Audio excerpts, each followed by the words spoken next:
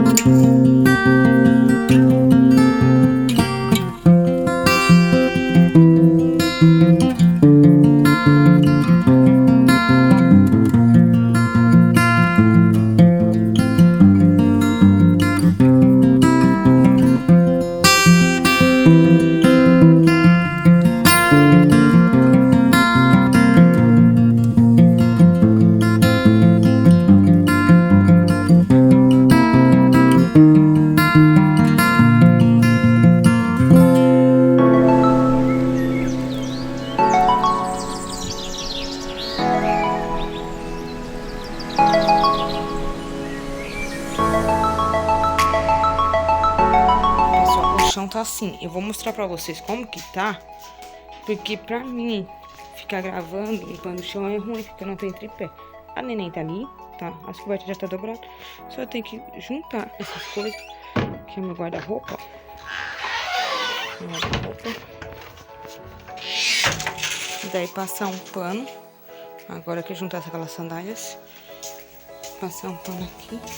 E dar uma limpada no meu bobril que a Lorena jogou no chão. Dar uma limpada aqui também no banheiro. E limpar bem limpinho aqui. E já venho mostrar o resultado pra vocês, pessoal. Assim, tá tudo limpinho. Ali o papel que ela já jogou no chão. Banheirinho limpinho. Chãozinho da cozinha ali, a loucinha tudo limpinho. A mesa organizada. Tudo limpinho. Ó, tá tudo limpinho, pessoal. Bem limpinho mesmo. Graças a Deus, consegui terminar. Ó,